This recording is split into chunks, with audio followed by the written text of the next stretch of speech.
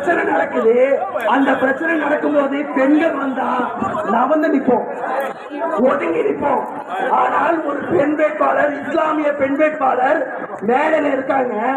மேடையில இருக்கும்போது கள்ள கொண்டு எரியிற ஆபாசமா பேசுறனா உன்னை எப்படிப்பட்ட மனநிலைக்கு இந்த திராவிட முன்னேற்ற கழகம் மாத்தி விட்டு இருக்கு. சிந்திச்சு பாருங்க மக்களே, சிந்திச்சு பாருங்க. நீங்க உட்கார்ந்து இருக்க வேட்பாளர், உட்கார்ந்து இருந்த வேட்பாளர் உங்கள் வீட்டு பெண்ணை நினைச்சுக்கோங்க. உங்கள் வீட்டு பெண்ணுக்கு இப்படி கல்லடிபட்டு இருந்தா நீங்க என்ன நினைச்சிருப்பீங்க? நீங்க என்ன நினைச்சிருப்பீங்க? அப்போ ஒரு இஸ்லாமிய பெண் வேட்பாளருக்கு இந்த நிலை என்றால் இதுதான் திராவிட முன்னேற்ற கழகத்தின் சமூக நீதியா? இதுதான் சமூக நீதியா? இதுதான் சமூக நீதியா? என் அன்புறவர்களை சிரிச்சு பார்க்கணும், சிரிச்சு பார்க்கணும். அப்ப இதுதான் திராவிட முன்னேற்ற கழகத்தின் பண்பு. இப்படி நிற்பதுதான் நாம் தமிழர் கட்சியின் மாண்பு. இதுதான் நாம் தமிழர் கட்சியின் மாண்பு. எல்லாரும் உட்காருங்க, உட்காருங்க, உட்காருங்க, உட்காருங்க. நம்ம கொடுத்த நேரம் கூட்டருக்கு பேசிட்டு போவோம். உட்காருங்க, உட்காருங்க. ஏய் சுனேஷ் உட்காருங்க, அடிக்கண்டா போற போற.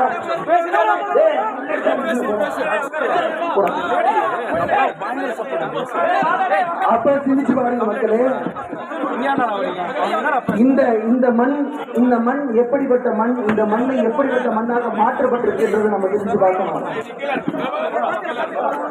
இதுவரை அரக்கோணம் பாராளுமன்ற தொகுதியில் ஒரு பெண் வேட்பாளர் கூட இந்தியா சுதந்திரம் பெற்ற பிறகு இல்ல.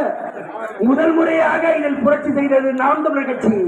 ஒரு இஸ்லாமியரை பெண் வேட்பாளராக இந்த மண்ணில் நிறுத்திருக்கு, ஒரு பெண் வேட்பாளராக நிறுத்திருக்கு.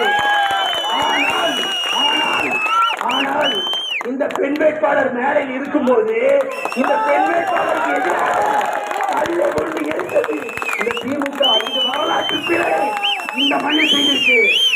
வரலாற்று பிழை, வரலாற்று பிழை. நான் கேட்கிறேன், இன்னைக்கு எல்லா இதுலயும் லைவ் போயிட்டு இருக்கு. இதே திமுக